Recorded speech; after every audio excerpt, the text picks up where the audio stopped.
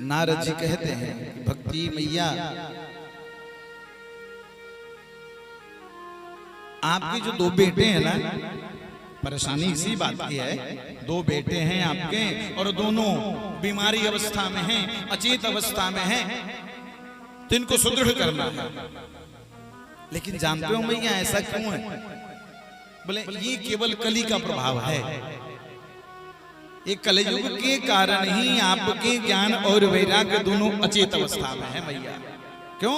क्योंकि कलयुग में न तो कोई ज्ञानी बनना चाहता है मैया और न कोई वैराग्य लेना चाहता है।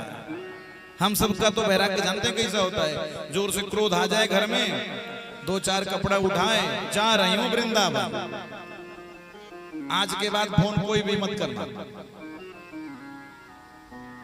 और अनीसाबाद मेन रोड पर पहुंचे, फिर पीछे से देख रहे हैं कोई मनाने आ रहा है या नहीं आ रहा है। ऐसा वैराग्य होता हम सब। मेन रोड पे पहुंचे जी और कोई न कोई मन ही मन सोच रहे, अभी तक आया नहीं, लगता है कि जाना ही पड़ेगा, वो भी संशय में। परमात्मा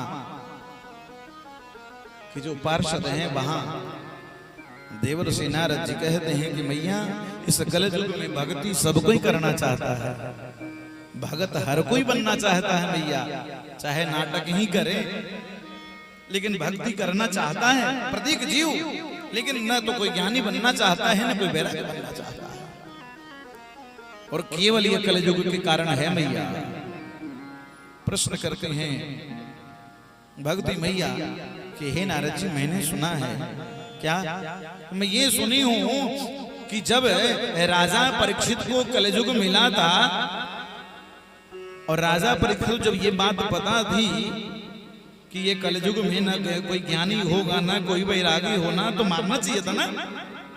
तो राजा परीक्षित ने कलयुग को छोड़ा क्यों? नारद जी कहते हैं कि मैया बात तो सही कह रहे हो, आपका प्रश्न तो बिल्कुल अनुकूल है, लेकिन मैया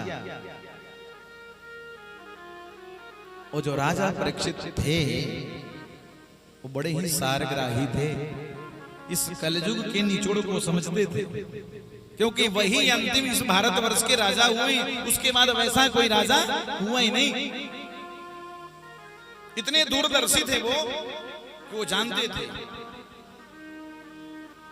कलयुग समयुग आन नहीं, जो नर कर विश्वास और गाई गुण मन विमल, भव बिन तरहि प्रयास। वो जानते थे मैया कि कलयुग ऐसा तो कोई अच्छा युग ही नहीं है, इतना बढ़िया कलयुग है। कारण बोले मैया अनेकों, जब त्रेता था, सतयुग था, त्रेता था, द्वापर था, तो अनेकों प्रकार के यज्ञ तपस्या दान आदि आदि अनेकों विधान होता था पुण्य प्राप्ति के लिए। लेकिन जानते हो भैया एक कलयुग इतना बढ़िया है, इतना सुलभ है कलयुग में कि केवल एक काम करना है। क्या? हम भी जानते हैं, आप भी जानते हैं, केवल मैया कलयुग में एक काम करना है, सब काम छोड़ो, केवल एक काम। क्या? अरे हरि गुण गा के जीवन बना ले रे पगले, हरि गुण गा के जीवन बना ले रे पगले।